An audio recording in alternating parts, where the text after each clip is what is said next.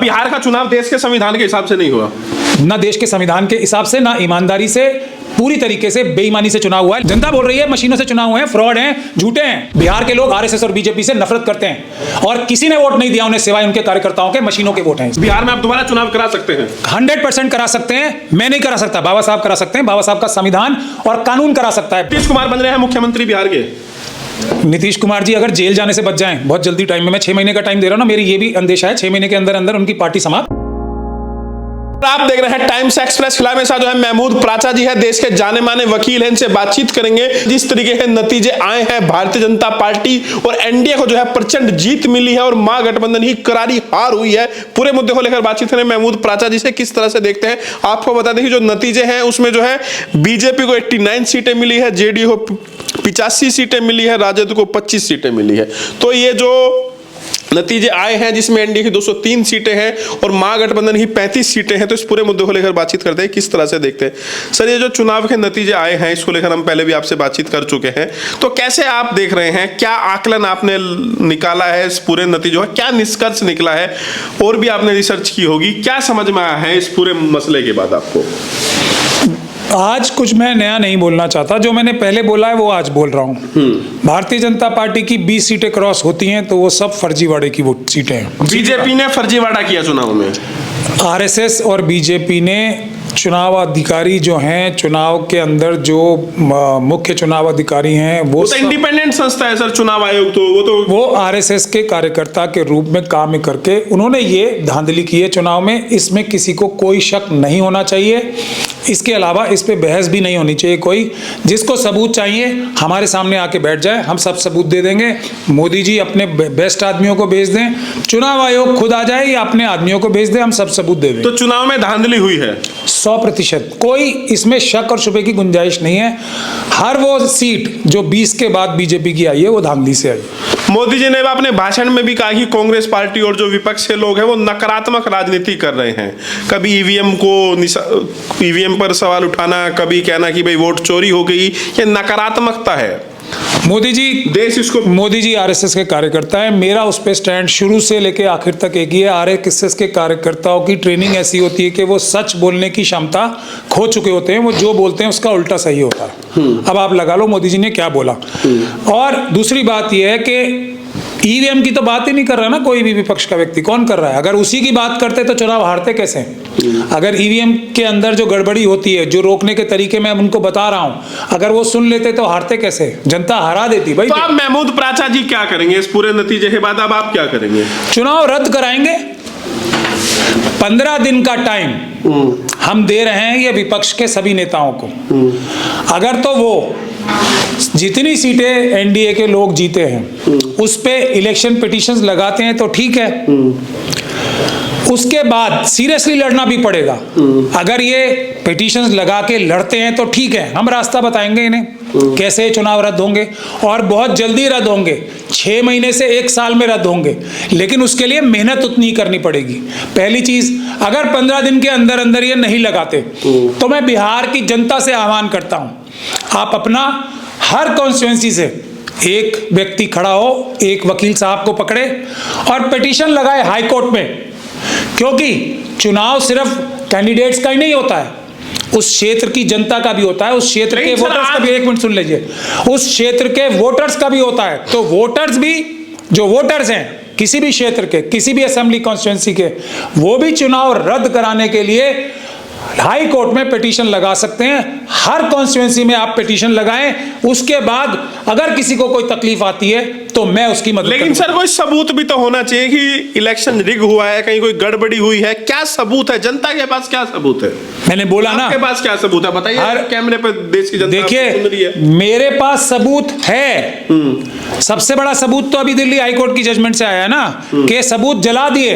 यही सबूत होता है। अगर कोई अपराधी अपने अपराध किए हुए के सबूत जला देता है तो उसके ऊपर एक और मुकदमा दर्ज होता है और ये मान लिया जाता है कानून में कि इसके खिलाफ सब सबूत थे और इसने जलाए।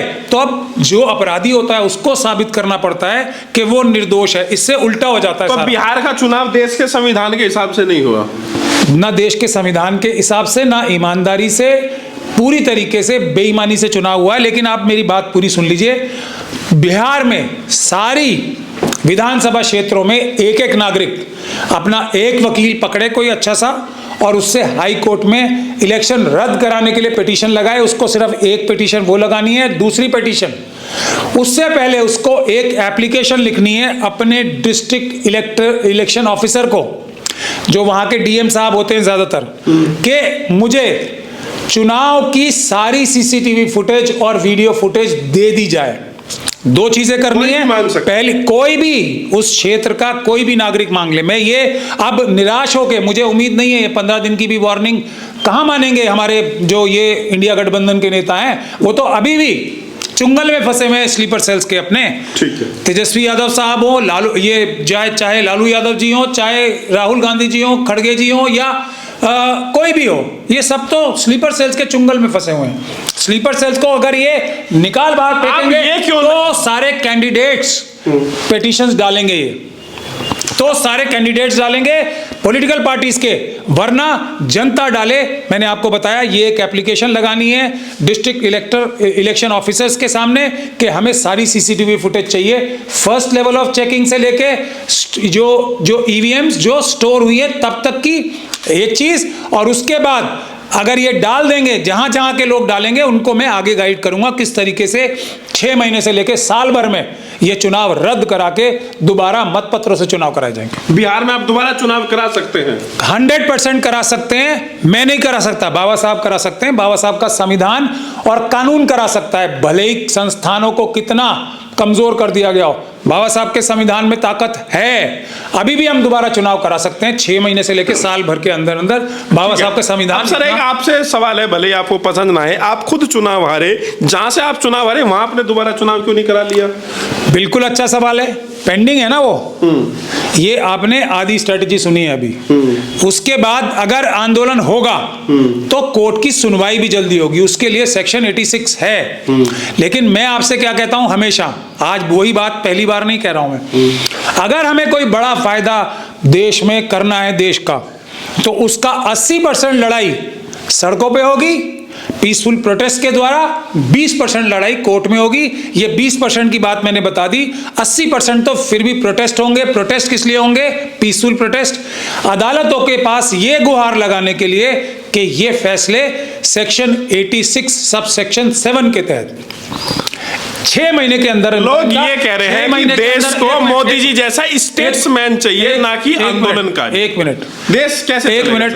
86 सब सेक्शन 7 के तहत 6 महीने के अंदर अंदर इन चुनावी जो पिटीशंस डलेंगी, चुनावी मुकदमे डलेंगे, उनका फैसला किया जाए। आप पूछिए। सर देश, मतलब लोग ये कह रहे हैं भाई मोदी जी जैसा स्टेट्समैन होना चाहिए देश की तरक्की के लिए, आगे बढ़ाने। और जो मेरे चुनाव की बात है वो, क्योंकि आंदोलन नहीं हो रहा ना, तो उसमें तारीख पे तारीख पे तारीख पड़ रही है, निकल बचने का रास्ता कोई नहीं है। ठीक है, चुनाव आंदोलन से थोड़ी ना देश आगे बढ़ेगा, देश तरक्की करेगा। धरना प्रदर्शन से, आंदोलन से आपको क्या लग रहा है? ऐसी डिस्टर्बेंस में भारत देश इस स्थिति में, बाबा साहब डॉक्टर भीमराव अंबेडकर के संविधान वाला देश आंदोलन से बनाया या किसी और चीज से? बताओ मुझे। आप डिस्टर्बेंस आते हैं कि 12 के 12 लोग सड़कों पर है, काम धंधा कुछ करे नहीं। हम चाहते हैं अडानी, अंबानी, यूसुफ लुलू ने जो देश का पूरा पैसा, आरएसएस और बीजेपी के लोगों ने देश का सारा पैसा छीन के, लूट के, चोरी करके, वोटों समेत जो कुछ मुट्ठी भर लोगों के हाथ में दे दिया है, वो वापस लाके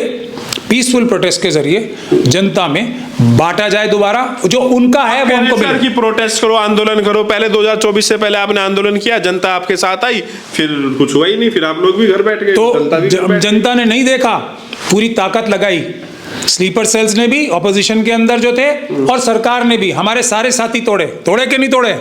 आज हमें मजबूरी में अकेले खड़ा होना पड़ रहा है ना। जनता और हम, हमारे अब भी मुट्ठी भर साथी बचे। देवा सायम साहब हैं, जस्टिस कोलसे पाटिल हैं, प्यारेलाल गर्ग साहब हैं, ये है ना अब भी मुट्ठी भर साथी, और जनता है। आपने कल इंटरव्यू किया था, कितने लोगों ने देखा वो 24 घंटे के अंदर अंदर? बताइए मुझे। आप देखा 2 करोड़ से ज्यादा, 3 करोड़ लोगों ने।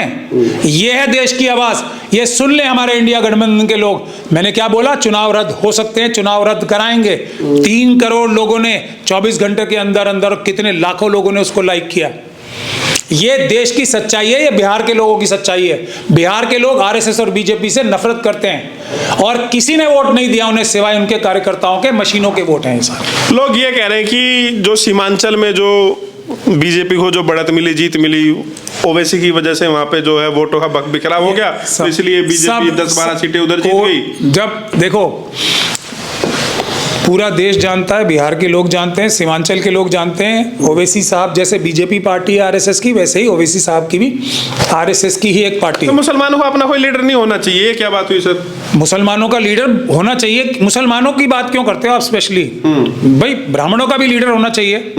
देश में पार्लियामेंट के अंदर 1.5-2-2.5% जितने भी ब्राह्मण की रिप्रेजेंटेशन है वो होनी चाहिए। उसी तरीके से क्षत्रियों की भी होनी चाहिए, वैश्यों की भी होनी चाहिए, और जो दूसरे हैं ओबीसी की भी होनी चाहिए, मुसलमानों की भी होनी चाहिए 15%, और उनका लीडर भी होना चाहिए। तो वो अपना पर वो ओवैसी साहब नहीं है, खड़ा कर रहे हैं, वो लोग अपनी पार्टी खड़ी कर रहे हैं। ये आरएसएस द्वारा स्पॉन्सर्ड जो इंद्रेश कुमार हैं, तो मुसलमानों के लीडर, आरएसएस के मुसलमानों के लीडर इंद्रेश कुमार हैं, ये सब उनके अंडर काम करते हैं, चाहे ओवैसी साहब हो या कोई हो। लेकिन सर ये बताइए, अब ये जो बिहार चुनाव के जो नतीजे आए हैं, आप इनको एक्सेप्ट गले से क्यों नहीं आपके उतर रहा है? हो सकता है कई बार सर लालू यादव के टाइम पे भी लालू यादव की भी बुरी हार हुई, नीतीश कुमार जब जीते 2005 का चुनाव, तो ऐसा आप क्यों मान रहे हैं कि भाई बीजेपी या फिर जीत ही नहीं सकते, नीतीश कुमार जीत ही नहीं सकते? क्योंकि सर महिलाओं का जो टर्नआउट वोटर रहा है वो बहुत ज्यादा रहा है, करीब 72% के आसपास। तो फिर तो 20 भी नहीं आएंगे फिर तो, अगर असली वोट महिलाओं ने दिए हैं ना 71%। महिलाओं के खाते में 10,000 रुपया दिया सर। मैं कह तो रहा हूँ, महिलाएं बिहार की इतनी अक्लमंद हैं, उन्हें पता है उनके खाते में कम से कम 10-10 लाख आने थे, 10-10 हजार नहीं, उनका हिस्सा जो है 10-10 लाख दिए। कितने? 10,000। बाकी सारे 9,90,000 अडानी अंबानी यूसुफ लुलू को दे दिए, ये इनको दे दिए, बाकी सब बीजेपी और आरएसएस के कार्यकर्ताओं को बांट दिए। बिहार की जनता बहुत तो नीतीश कुमार बन रहे हैं मुख्यमंत्री बिहार के। नीतीश कुमार जी अगर जेल जाने से बच जाएं बहुत जल्दी टाइम में, मैं 6 महीने का टाइम दे रहा हूँ ना, मेरी ये भी अंदेशा है 6 महीने के अंदर अंदर उनकी पार्टी समाप्त, उनके लोकसभा के मेंबर छीन के जो है उनसे अलग चले जाएंगे, उनके एमएलएज उनसे टूट जाएंगे, और नीतीश कुमार जी के लिए कहीं ना कहीं अच्छी जेल में इंतजाम हो जाएगा, ऐसा मेरा मानना है। ये मैं अंदाजा लगा रहा हूँ, इसके मेरे पास अभी कोई सबूत नहीं, मैं हालात देख के अंदाजा लगा रहा हूँ। क्या आपका अंदाजा? ये मेरा अंदाजा है। जो ईवीएम की बात है वो अंदाजा नहीं लगाता। सबूत से पुराने, आपने सबूत जो बोला ना, मैं आपको ये बता रहा हूँ, आपने सबूत पूछा था, आपका वो सवाल रह गया, महत्वपूर्ण सवाल था वो। सबूत तो मोदी जी बता दें, मैंने तो ये बात कही है, 3 करोड़ लोगों ने 24 घंटे के अंदर अंदर उस पर मोहर लगाई है ना, 2% देश की जनता ने। अब मोदी जी के पास, अमित शाह जी के पास, आरएसएस और बीजेपी के पास और ज्ञानेश कुमार जी और उनके सारे साथियों के पास एक मौका है मुझे झूठ ठहराने का। सिर्फ एक ईवीएम मशीन की जो कानून के हिसाब से वीडियोग्राफी होती है, वो शुरू से लेकर आखिर तक एक मशीन की दिखा दें कि हमने कानून का पालन किया है, मैं हाथ जोड़ के माफी मांग लूंगा। एक सिर्फ मशीन की, और कोई सबूत चाहिए आपको? आप एक बात बताओ सर, अगर बैलेट है ना उनके पास, बैलेट पेपर से अभी तो नष्ट नहीं की ना, है ना, अगर बैलेट पेपर से चुनाव हो तो तब बीजेपी नहीं जीत सकती? तब बीजेपी गड़बड़ी बहुत कर सकती है, तब भी बिल्कुल करेगी, लेकिन तब बीजेपी को जनता रोक लेगी अपनी संख्या के बल पे। महिलाएं पुरुष वोट देके रोक लेंगे। बाकी सारी चोरियां इस लायक नहीं होती हैं कि वो पूरा चुनाव हजम कर सकें, पूरा चुनाव हरा सकें। नेक टू नेक लड़ाई भी होगी तो जनता हरा देगी इन्हें।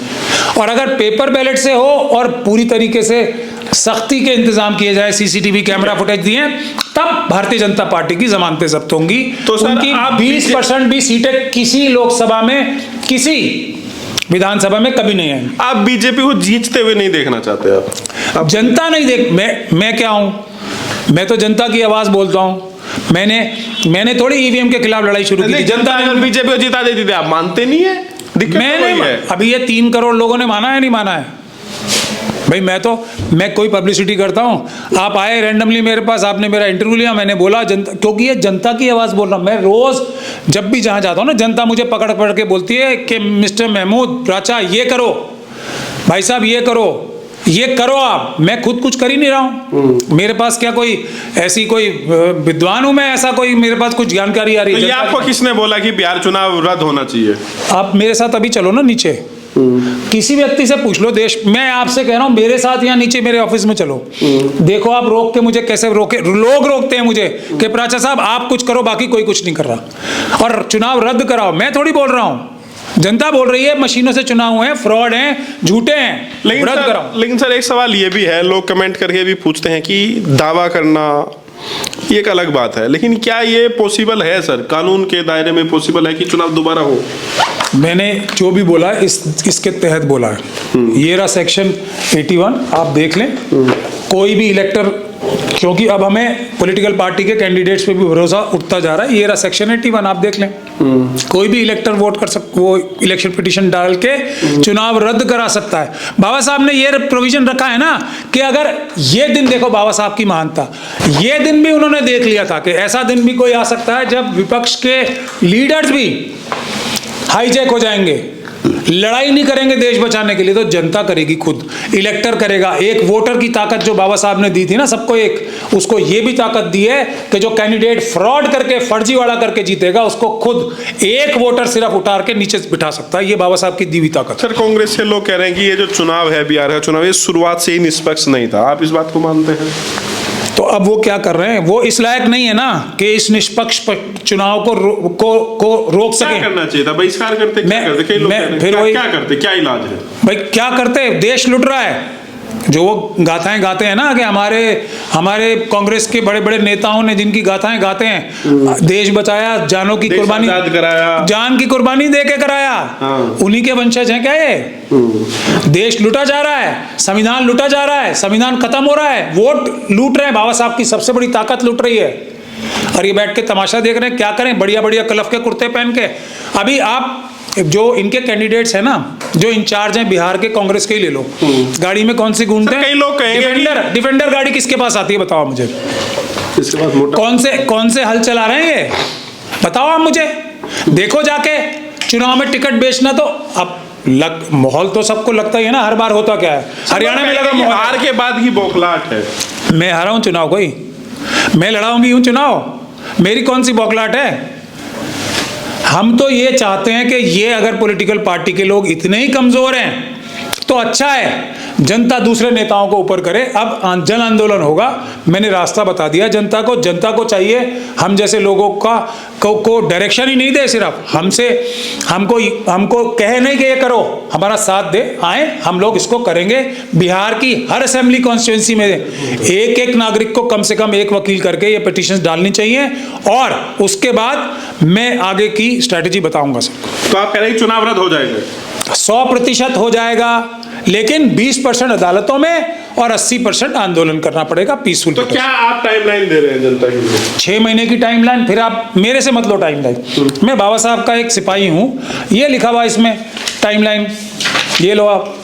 सब सेक्शन 7, ये है सेक्शन 86। मैं अपनी तरफ से कोई बात नहीं कहता हूं बाकी लोगों की तरह, मैं सबूतों के आधार पर करता हूं। ये सेक्शन 86 और ये सेक्शन सब सेक्शन 7, ये पढ़ो आप अपने आप के 6 महीने के अंदर अंदर चुनाव के जो केसेस होते हैं उसकी 6 महीने में फैसला होना चाहिए। 6 महीने के बाद भी मैं साल भर बोल रहा हूँ, क्योंकि हाई कोर्ट और सुप्रीम कोर्ट तक भी केस आएंगे। शुक्रिया सर। आप कह रहे कि 6 महीने में, 6 महीने से लेके साल भर के अंदर, इसीलिए मैं साल भर की बात कर रहा हूँ। शुक्रिया। लेकिन आंदोलन के बगैर नहीं होगा कुछ भी।